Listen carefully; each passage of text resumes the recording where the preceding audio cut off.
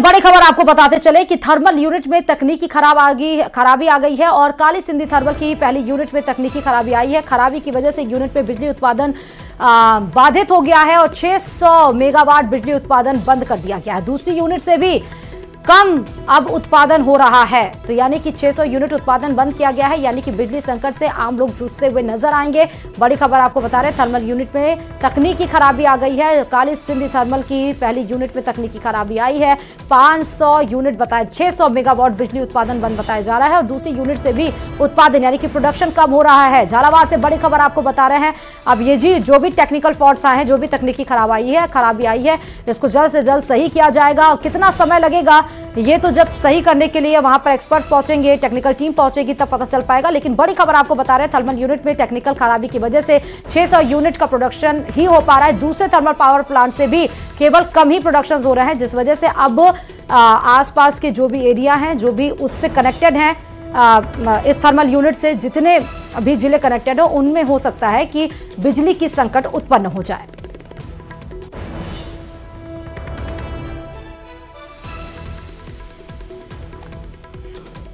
तो झालावाड़ से बड़ी खबर आपको बता रहे हैं, 600 मेगावाट बिजली उत्पादन हो गया है बंद। बड़ी खबर आपको बता रहे हैं, दूसरे यूनिट से भी उत्पादन कम हो रहा है। और साथ ही ये भी आपको बता दें, इस खबर पर हमारे संवाददाता तरुण जुड़े हुए हैं। तरुण, थर्मल यूनिट में तकनीकी खराबी का मसला है, क्या जानकारी? जी, झालावाड़ जिले के उंडल गांव में जो Kali Sindh thermal power plant है, उसकी पहली यूनिट जो है वो तकनीकी खराबी के चलते बंद हो गई है और ऐसे में इस 600 मेगावाट की यूनिट से विद्युत उत्पादन पूरी तरह से प्रभावित हुआ है। अब इसका असर ये होने वाला है कि जिले के जो किसान हैं, जिन्हें की दिन के समय में सिंचाई के लिए बिजली मिल रही थी 2-2 ब्लॉक में, अब उनको एक ही ब्लॉक में रात के समय सिंचाई के लिए बिजली मिल पाएगी और साथ ही जो घरेलू जो उपभोक्ता हैं, उनपे भी बिजली कटौती की मार पड़ेगी। ठीक है, बहुत बहुत शुक्रिया तरुण तमाम जानकारी देने के लिए। और एसीबी चित्तौड़गढ़ टीम की ओर से प्रतापगढ़ के समग्र शिक्षा अभियान कार्यालय में कार्रवाई को अंजाम दिया गया है। इस दौरान टीम ने कनिष्ठ अभियंता को 1,30,000 की रिश्वत लेते हुए पकड़ा है। यह भी बता दें कि आरोपी अभियंता ने अर्नोद विद्यालय में लेबोरेटरी निर्माण कार्य के फाइनल बिल बनाने की एवज में ये रिश्वत मांगी थी और वहीं टीम ने जांच में आरोपी के घर और कई ठिकानों पर तलाशी ली। दरअसल स्कूल में लेबोरेटरी निर्माण कार्य के कुल 82 लाख रुपए का कार्य किया गया था, जिसमें आरोपी बिल पास करने के लिए पैसे की डिमांड कर रहा था। वहीं एसीबी ने आरोपी अभियंता पर भ्रष्टाचार के खिलाफ निवारण अधिनियम के अंतर्गत केस दर्ज कर लिया है। ऐसा है कि एक समग्र शिक्षा अभियान चलता है जिसमें सरकार स्कूलों में कुछ कंस्ट्रक्शंस करवाती है। तो यहाँ एक राजकीय उच्च माध्यमिक विद्यालय है हिंगलाट, वहाँ पर एक क्लासरूम का और एक साइंस लाइब्रेरी का निर्माण के लिए एक टेंडर हुआ था। वो टेंडर एक बाणेश्वरी कंस्ट्रक्शन कंपनी को मिला था, जो इसका काम कर रही है। काम उन्होंने कंप्लीट कर दिया। लगभग 82 लाख रुपए का ये टेंडर था। इसमें 3 रनिंग बिल बन चुके हैं, जिस पे वो अलग अलग समय पे उन्होंने अपने बिल पेश कर दिए।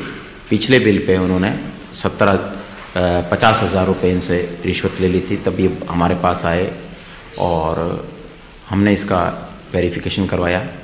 वेरिफिकेशन करवाने के बाद में जब जो समग्र शिक्षा अभियान के जेईएन हैं आशुतोष जी, उन्होंने परिवादी को बुलाया, जिस पर आज हमने उनको उनके ऑफिस में 1,30,000 रुपये लेते हुए पकड़ा है।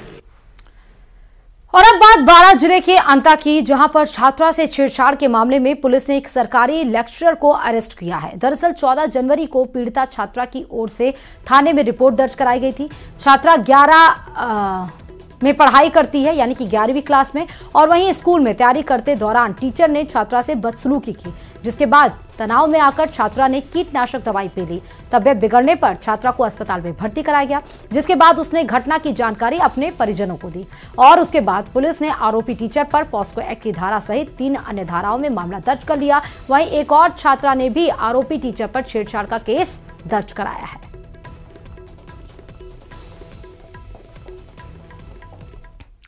और चौमू पुलिस को अपहरण और मारपीट के मामले में सफलता हाथ लगी है। पुलिस ने इस मामले में एक शातिर अपराधी को गिरफ्तार कर लिया है। आरोपी पिछले 6 महीने से फरार चल रहा था। आरोपी पर 1 दर्जन से भी ज्यादा मामले दर्ज हैं। पुलिस ने बताया कि आरोपी और पीड़ित होशियार सिंह के बीच बाजोर गांव में खरीदी हुई जमीन को लेकर विवाद चल रहा है और इसको लेकर आरोपी ने वारदात को अंजाम दिया। फिलहाल पुलिस आरोपी से पूछताछ कर रही है।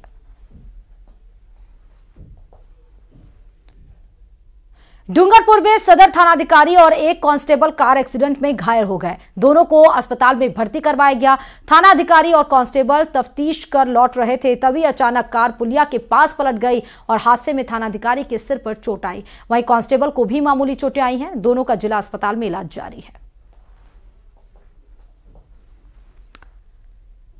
और इस बीच राजसमंद से बड़ी खबर आपको बता दें कि माइनिंग टीम पर हमला मामले में अपडेट आपको बताते चले कि पुलिस ने हमलावर शंकर नायक को डिटेन कर लिया है। बड़ी खबर आपको बता रहे हैं इस बीच, जहां माइनिंग टीम पर कल पेट्रोलिंग करने गई उसमें जहां पर पेट्रोलिंग टीम पर हमला किया गया था बजरी माफियाओं के द्वारा, अब उसमें शंकर नायक को पुलिस ने कार्रवाई करते हुए हमलावर एक शंकर नायक को उसको डिटेन कर लिया गया है। आरोपी की पिकअप को भी पुलिस ने जब्त कर लिया है। एक अन्य आरोपी के फोन और गाड़ी को भी जब्त किया गया है। आरोपी ने पिकअप से खनिज विभाग की गाड़ी को टक्कर मारी थी और कल नामाना में खनिज विभाग की टीम पर हुआ था हमला। इस खबर पर हमारे संवाददाता अलकेश जुड़े हुए हैं। अलकेश, मामले में अपडेट है, पुलिस ने एक को डिटेन किया है, और क्या जानकारी अहम, और क्योंकि कितने लोग थे और कब उनको पुलिस डिटेन कर पाएगी? अलकेश जी मैं आपको बता दूं कि बीती रात जब नमाना गांव में मुख्यमंत्री के निर्देश के बाद खनिज विभाग की टीम जब अवैध खनन रोकने गई थी तो वहां पर कुछ अवैध बजरी जो माफिया थे उन्होंने जो खनिज विभाग के अधिकारी एक ट्रैक्टर ट्रॉली को बजरी से भरी हुई ट्रैक्टर ट्रॉली को जब्त करके ले जा रहे थे, तो उन्होंने बजरी माफियाओं ने जो खनिज विभाग की टीम थी उसकी घेराबंदी कर दी और उन्हें रोकने की कोशिश की। जब खनिज विभाग के अधिकारी रास्ता बदल के दूसरे रास्ते जाने लगे तो एक शंकर नायक नामक जो व्यक्ति था वो पिकअप गाड़ी लेकर आया और उसने खनिज विभाग के जो कर्मचारी जिस गाड़ी में सवार थे उस एक गाड़ी को टक्कर मार दी और टक्कर मार के वो फरार हो गया। तो पुलिस ने जिस गाड़ी से टक्कर मारी उस गाड़ी को जब्त कर लिया है और शंकर नायक को भी डिटेन कर लिया है। वहीं एक किशन गुजर नामक जो आरोपी है जो मौके पर था और जिसके खिलाफ भी खनिज विभाग के कर्मचारियों ने शिकायत दर्ज करवाई थी कि वो मौके पर था और वो खान विभाग के जो कर्मचारी थे उनका पीछा कर रहा था और उनके काम में राजकार्य में बाधा की कोशिश कर रहा था। तो पुलिस ने उसकी भी गाड़ी और मोबाइल को जब्त कर लिया है। अब पुलिस क्योंकि नमाना गांव का जो किशन गुजर है वो भी बजरी में अवैध बजरी खनन में लिप्त बताया जा रहा है, तो पुलिस अब शंकर नायक को डिटेन करने के बाद अब किशन गुजर की तलाश कर रही है। ठीक है, और पुलिस का कहना है बहुत बहुत शुक्रिया अलकेश तमाम जानकारी देने के लिए। तो एक को डिटेन कर लिया, उसी के आधार पर और बाकियों तक पुलिस पहुंच जाएगी ही। जैसलमेर से भी बड़ी खबर आपको बता दें इस बीच की सरकारी स्कूल की महिला अध्यापक ने आत्महत्या कर लिया है। घर में बने पानी के टंकी में कूदकर आत्महत्या किया है महिला अध्यापक, सरकारी स्कूल की बताई जा रही है। ये 2 STR नई मंडी घरसाना की रहने वाली ये महिला बताई जा रही है। कल सुबह पति के साथ गांव से आई थी नाशना और नाशना क्षेत्र के 3DD पाचे का तला स्कूल में कार्यरत है। महिला सरकारी स्कूल में टीचर हैं और इन्होंने अपने ही घर के पानी की टंकी में कूदकर अपनी जान दे दी।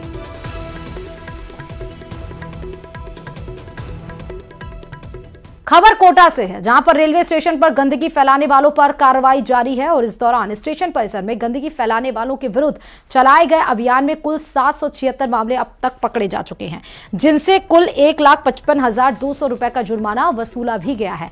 वहीं सबसे ज्यादा दिसंबर माह में 102 गंदगी करने वाले लोग पकड़े गए हैं।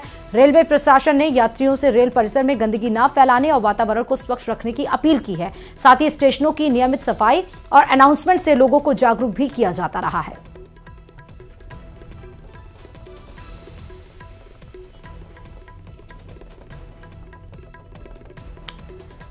और प्रदेश में भीषण ठंड का सितम लगातार जारी है। कोहरे और गलन ने लोगों का जनजीवन प्रभावित कर दिया है। अस्त व्यस्त हो गए हैं लोग। अब इस ठंड के मौसम में लोग ठंड से बचने के लिए अलाव का सहारा ले रहे हैं।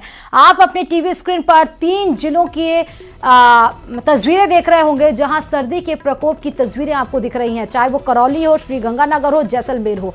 जनवरी चल रहा है और जनवरी का पूरा महीना लगभग बीतने ही वाला है, लेकिन अभी भी ठंड का असर है कि कम होने का नाम नहीं ले रहा है। सर्दी ऐसी है मानो अभी सर्द की यानी कि ठंडी की शुरुआत हुई हो, जबकि खत्म होना चाहिए। लेकिन फिर भी करौली में अभी भी अलाव का सहारा। श्रीगंगानगर में आपको विजिबिलिटी बिल्कुल कम, क्योंकि ओस की एक चादर लिपटी हुई नजर आ रही है। जैसलमेर के भी हालात वही हैं।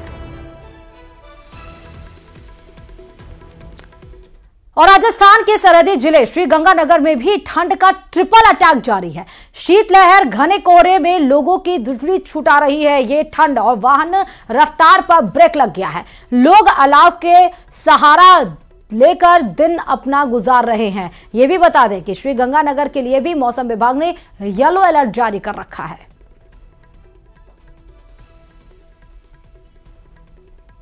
भारत पाक अंतर्राष्ट्रीय सीमा पर स्थित राजस्थान के सरहदी जिले श्री गंगानगर में सर्दी का ट्रिपल अटैक लगातार जारी है। आज भी श्री गंगानगर जिला मुख्यालय सहित जिले भर में घने कोहरे की चादर बिछी हुई है, जिससे वाहन चालकों की खासी परेशानियां बढ़ गई हैं। अभी से हम श्री गंगानगर जिला मुख्यालय पर ही मौजूद है। हम आपको यहाँ की तस्वीरें दिखाएं तो आप ये देखिए, समूचा श्री गंगानगर जिला मुख्यालय इन दिनों घने कोहरे की आगोश में डूबा हुआ है। मौसम विभाग के द्वारा पहले ही श्री गंगानगर जिले में घने कोहरे के साथ साथ कोल्ड डे का येलो अलर्ट जारी किया गया है, जिसका अच्छा खासा असर देखा जा रहा है। देखा भी जा रहा है कि नए साल का पहला महीने की आज 24 तारीख हो गई है, लेकिन लगभग पूरे जनवरी के महीने में घने कोहरे ने श्री गंगानगर जिले को अपनी आगोश में ले रखा है। हालांकि दिन के समय जरूर आधे घंटे के लिए सूर्यदेव के दर्शन होते हैं, लेकिन उस समय भी सूर्यदेव में वो तपिश नहीं होती कि श्री गंगानगर वासियों को हाड़ कपकपाती ठंड से थोड़ी राहत मिल सके। हालांकि कल के यदि दिन के तापमान की बात करें तो कल दिन का तापमान श्री गंगानगर में 10.4 डिग्री सेल्सियस दर्ज किया गया, जो प्रदेश में हनुमानगढ़ के संगरिया के बाद दूसरा सबसे ठंडा शहर रहा। निश्चित तौर पर जिस तरह से श्री गंगानगर जिले सहित बीकानेर संभाग में हाड़ कपकपाने वाली ठंड पड़ रही है, उससे श्री गंगानगर वासियों की धूजनी छुटी हुई है। लोग तेज ठंड से बचने के लिए अलाव और अंगीठी का सहारा लेते हैं, तो वहीं घरों में भी हीटर का जमकर इस्तेमाल हो रहा है। इसके साथ साथ चूँकि इन दिनों खेतों में रबी की फसल लगभग पकाव पर आ गई है, तो सरसों की फसल में खास तौर से नुकसान होने की आशंका बढ़ गई। अशोक शर्मा, न्यूज़ 18 श्री गंगानगर। और ठंड की सितम करौली जिले में भी पड़ रही है। घने कोहरे की चपेट में करौली जिला भी आ गया है। सर्दी के सितम से लोग परेशान हैं। शीतलहर के साथ ओस के गलन भी अब पड़ने लगी है। Hindaun city automatic weather station पर न्यूनतम तापमान 5.4 डिग्री सेल्सियस दर्ज किया गया है। सर्दी से बचने के लिए लोग अलाव और हीटर का सहारा ले रहे हैं। क्षेत्र में करीब 7 किलोमीटर प्रति घंटे की रफ्तार से ठंडी हवा चल रही है। वाहन चालक और राहगीरों को सफर में मुश्किलों का सामना करना पड़ रहा है।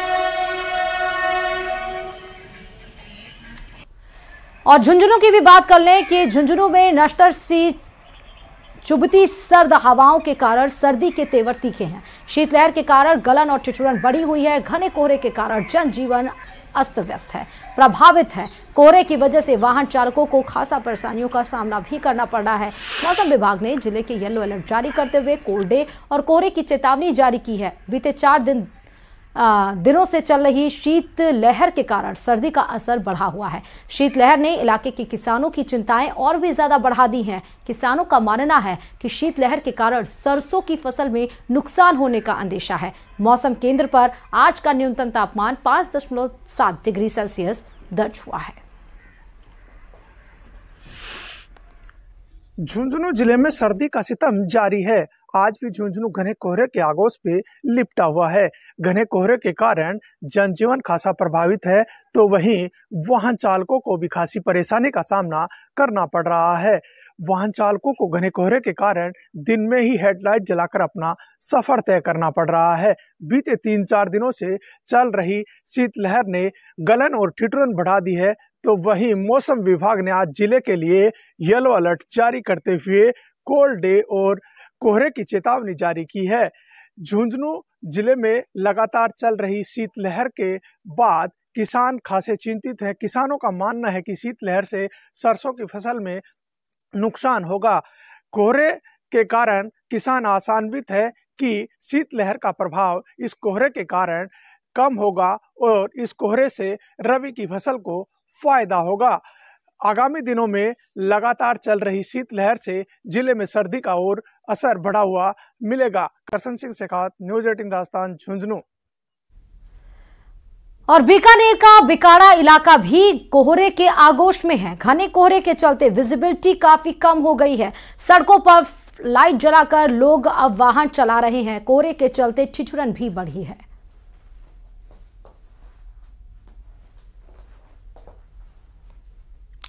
और इस बीच जोधपुर से बड़ी खबर आपको बता दें कि सीएम भजनलाल शर्मा का आज जोधपुर दौरा होने वाला है, जिसमें भाजपा कार्यकर्ताओं में भारी उत्साह भी है। जगह जगह स्वागत के लिए पोस्टर लगाए गए हैं। सीएम के स्वागत के हटाए गए पोस्टर हटाए जाने से कार्यकर्ताओं में भारी आक्रोश। नगर निगम अतिक्रमण प्रभारी ने ये स्वागत के पोस्टर हटवाए हैं। भाजपा कार्यकर्ताओं ने निगम की गाड़ी को रुकवाया, विधायक को बुलवाया। इस मौके पर तो पोस्टर हटाए जाने से भारी कार्यकर्ताओं में भारी आक्रोश है। इस खबर पर हमारे संवाददाता चंद्रशेखर जुड़े हुए हैं। चंद्रशेखर, क्या अपडेट है इसमें? जोधपुर के दौरे पर भारी आक्रोश किस वजह से और ये होर्डिंग्स क्यों हटाई गई? देखिए, बात करें तो जो सीएम भजनलाल शर्मा है, उनका पहला जोधपुर दौरा है। इसको लेकर कार्यकर्ताओं में जो बड़ा उत्साह था और पूरे जोधपुर शहर को जो है उनके आगमन को और स्वागत को लेकर जो है पोस्टरों से जो है भर दिया गया है। जगह जगह कार्यकर्ताओं ने अपने अपने पोस्टर लगाए हैं। इस दौरान जो है नगर निगम की अतिक्रमण दस्ते के जो प्रभारी है, उसने पांचवती सर्किल से लेकर जो यूनिवर्सिटी हेड ऑफिस तक जो रास्ता जाता है, उस रास्ते से जो भी बिजली के पोल पर लगे हुए थे पोस्टर, उन सब पोस्टर को हटा दिया है। इसके बाद जो है कार्यकर्ताओं में भारी आक्रोश। बहुत बहुत शुक्रिया चंद्रशेखर तमाम जानकारी देने के लिए इस खबर पर। तमाम खबरों के साथ मारो राजस्थान में फिलहाल इतना ही, और खबरों के लिए देखते रहिए न्यूज 18 राजस्थान।